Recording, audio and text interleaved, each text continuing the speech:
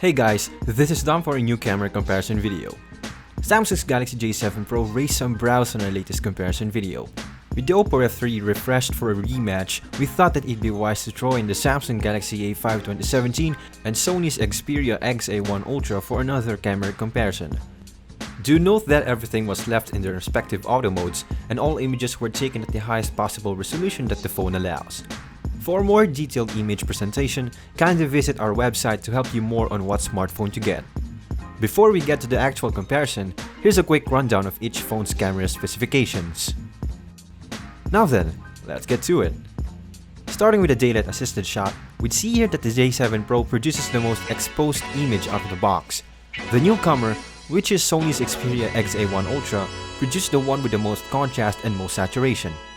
The A5 2017 shot is in the middle of those two, while the F3 is the most balanced of the four. The one with the widest shot is the Oppo F3.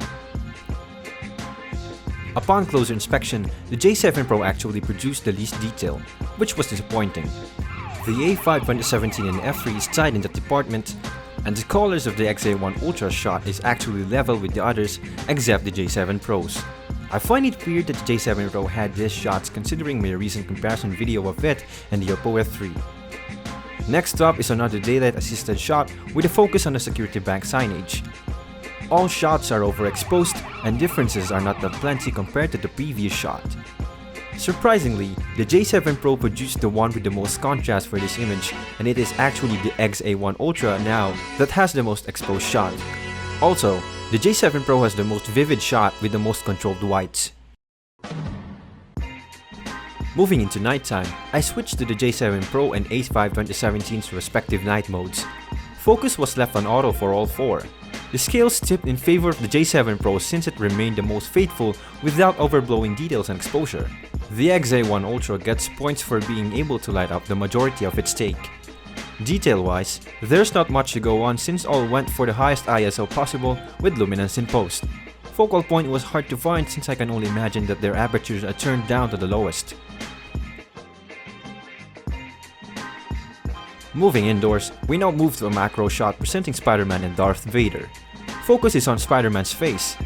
At a glance, the XA1 Ultra's inherent saturation wins again for having the most vivid image. The J7 Pro trailed next, that is then followed closely by the A5 2017 and Oppo F3.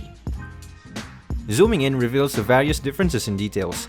Note that all shots are taken by hand without any support. The Oppo F3 suffered in detail with the XA1 Ultra coming in next. After I took these images, I decided to do a quick speed test.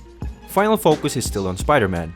I don't know why, but considering that the Oppo F3 only has face detection autofocus, it still came out as the fastest of the four, with the Sony Xperia XA1 Ultra in second and the Samsung's in a tie. Continuing indoor shots, the next one is a shot of my fight stick and I will be focusing on colors. If it's just the stick that we will talk about, differences are near zero. Even the XA1 Ultra shot is leveled save for the yellows. Looking at them from a full view shows that the XA1 Ultra and Oppo F3 produced faithful whites while the Samsungs went for a warmer tone to compensate for the lack of lighting. Even with the XA1 Ultra and Oppo F3 shots grainy at core, they didn't let up in terms of details and close-up. Ryu's face can be clearly seen in the XA1 Ultra's take. The Oppo F3's shot came out actually sharper than the J7 Pro's, which again was surprising. As per usual, rear camera videos are taken in dark environments to test their individual limits. Specs didn't lie as the XA1 Ultra superior f2.0 aperture had the most lighting paired with Sony's software optimization. The Oppo F3 comes in next while retaining the most detail possible.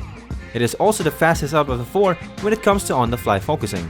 The Samsung duo relied mostly on luminance, but lighting suffered a lot, producing a dark but soft video.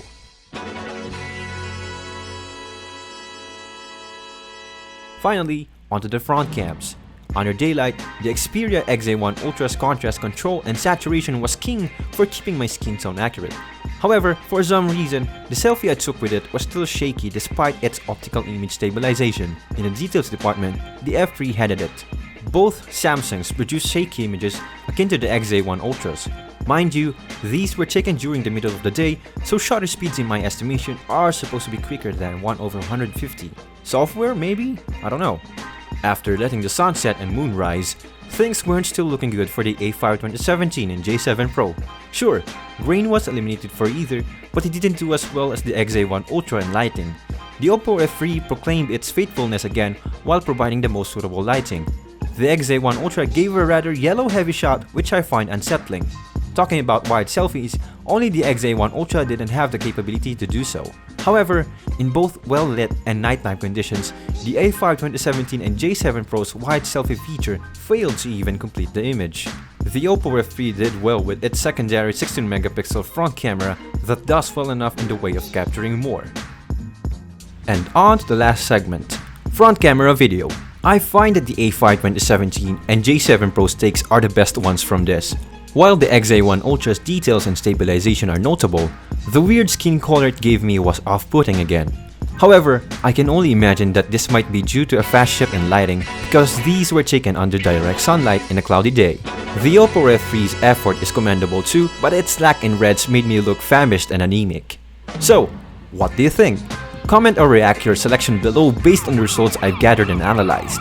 Like for the Oppo F3, heart for the Samsung Galaxy A5 2017, haha for the Samsung Galaxy J7 Pro, and wow for the Sony Xperia XA1 Ultra.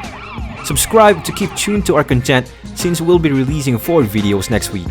Again, this has been Dom and see you in the next one.